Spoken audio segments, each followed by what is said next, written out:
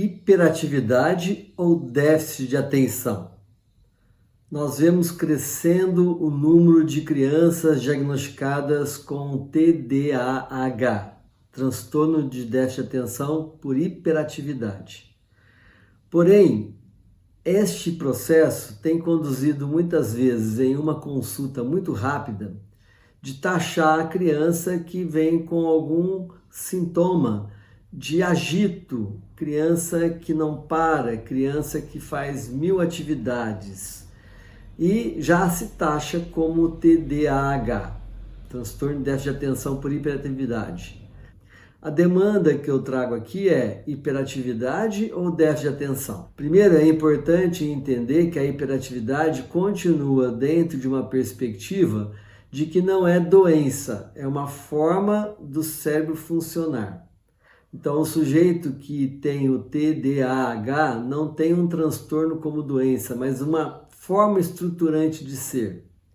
E quando a gente trabalha o sujeito que tem o diagnóstico real de hiperatividade, nós não tratamos para eliminar o sintoma de hiperatividade, mas para potencializar o sujeito que é hiperativo. E, aliás, o hiperativo geralmente tem uma condução cognitiva muito mais avançada em termos de estrutura do que quem não é hiperativo. Então, é uma potencialidade. Mas essa potencialidade não trabalhada vira realmente um grande problema para pais e educadores. Lembrando de que apenas 4% da população pode ter a hiperatividade e desta perspectiva dos 4%, de cada 5 casos de hiperatividade, 4 afeta o público masculino, os meninos.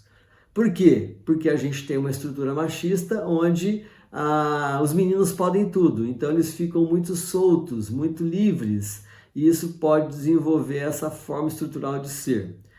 E ao mesmo tempo das meninas há um pouco mais de repressão, aquela condução de subserviência, de submissão.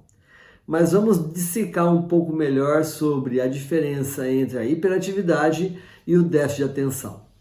Muitas são as crianças que eu diagnostico para ver se realmente bate com o diagnóstico do médico ou da professora.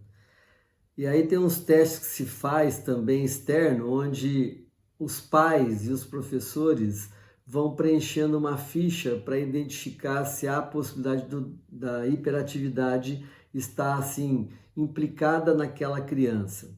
Mas esse tipo de questionário é muito assim duvidoso, porque geralmente quem está cuidando de uma criança mais agitada confunde também esses conceitos e vai colocando tudo que não presta ali, achando que todo aquele comportamento da criança é indesejável. Então é meio duvidoso, eu não uso esse tipo de questionário externo, até porque quem vai estar avaliando não tem muito conhecimento sobre. E também a hiperatividade, a gente pode caracterizar, por exemplo, uma criança chega na clínica e ela tem dezenas de brinquedos para brincar. O hiperativo, ele desce todos os brinquedos no chão, começa a brincar com todos e não brinca com nenhum. Ele não consegue parar, fixar em uma atividade. Não consegue ficar um tempo fazendo uma atividade única. Ele realmente tem muito agilidade em fazer as coisas, mas ao mesmo tempo não consegue terminar o que faz, porque ele vai picotando a sua ação. Já alguns casos que chegam com diagnóstico de hiperatividade, que logo na primeira sessão a gente já diz, não é, por quê? Porque a criança, ela realmente brinca com várias coisas, mas ela brinca. Ela vai mudando de brincadeira, que ela tem muita energia, mas ela consegue dar sequência no que ela está fazendo. Então aí já é um corte dizendo que ali não tem uma hiperatividade. Porém, a hiperatividade, como eu já disse, é uma forma de ser. Muitos casos precisam do acompanhamento medicamentoso. Aí, por exemplo, vamos pegar a Ritalina. Para o caso realmente de hiperatividade, vai funcionar, porque vai fazer uma concentração cerebral, diante do que a pessoa está desenvolvendo. E depois o acompanhamento psicopedagógico, o acompanhamento psicológico para dar um direcionamento para aquela potencialidade. Não eliminar, mas potencializar para que o sujeito possa aproveitar essa hiperatividade. Já no caso do déficit de atenção, é decorrente de algum outro sintoma, ou uma ansiedade, um transtorno de ansiedade que não tem nada a ver com a hiperatividade, ou a questão de uma doença física, ou também de processo educacional e de ambiência, onde a pessoa não está num ambiente que ela possa se concentrar e aprender a se concentrar. Então, o déficit de atenção, eu falo que todos nós temos. A hiperatividade, poucos têm.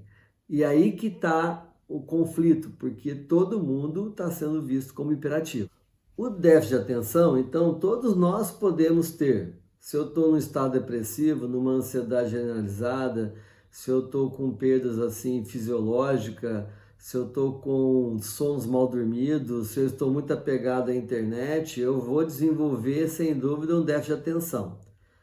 E aí é uma questão de corrigir por mudanças de hábitos ou por tratamento do transtorno emocional que está desencadeando aquele déficit de atenção. A hiperatividade já é estrutural, é forma de ser. É que nem uma dislexia, né, que você já tem isso dentro da sua estrutura neurovegetativa, então potencializa-se.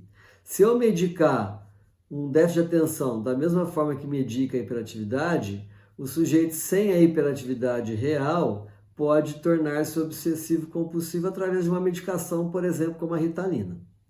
Então, é nisto que tem que se tomar muito cuidado. E lembra que apenas 4% das pessoas podem ser portadoras da TDAH, transtorno de déficit de atenção por hiperatividade. Professores, pais, desconfie sempre de um diagnóstico muito rápido do TDAH.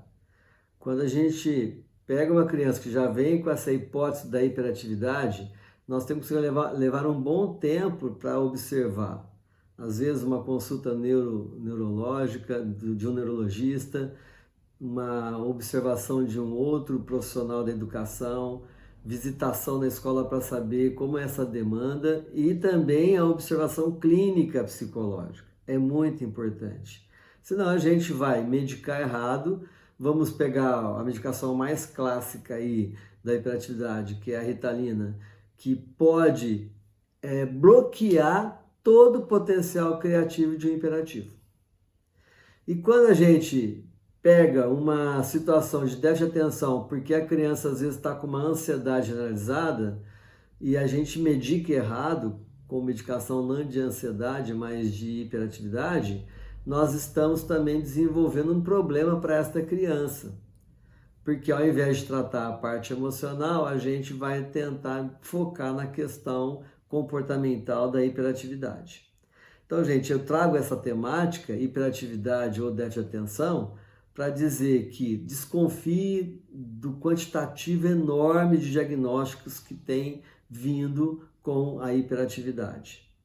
E saiba que todos nós, sim, vivemos momentos e situações onde a gente está com um déficit de atenção. Mas temos que saber observar da decorrência deste déficit de atenção. Uma coisa não tem nada a ver com a outra. O hiperativo tem o déficit de atenção, mas o que tem apenas um estado de déficit de atenção não tem a hiperatividade. Então vamos ficar atentos, eu trago esse tema para a gente ficar mais atento na percepção diagnóstica que está vindo por aí. Porque o aumento é incrível e principalmente nessa ideia de que vou medicar e está tudo bem. E o pior, muitos universitários, muitos jovens em pré-vestibulandos ou concurseiros, né, adultos que estão fazendo concurso, têm usado a Ritalina para se fazer o processo de concentração, que é um perigo, porque a Ritalina, de fato, não estando dentro de um quadro de transtorno de déficit de atenção por hiperatividade, ela pode levar o sujeito a comportamentos obsessivos, a restringir o seu potencial de percepção de mundo. Então fica aqui esse tema e espero que você possa estar acompanhando essa sequência que eu tenho feito sobre saúde psíquica. Um abraço e até o nosso próximo tema.